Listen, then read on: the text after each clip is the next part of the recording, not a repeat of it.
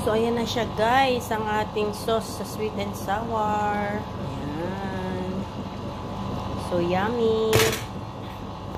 Timplahan ko na rin siya guys. Bali, ihahalo ko na lang siya sa fish. So, ito na nga yung fish nila. Nilagyan ko lang ng isang perasong galing sa huli ni Salvi. Tsaka ito yung sa amin. Tatoppings ko na lang yung isda. Kasi, dalawa kasing parte ba.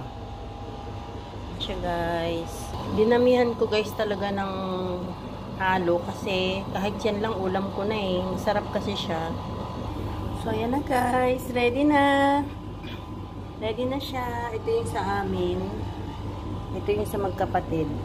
Diba? Sarap ng awil. Sweet and sour. Yummy.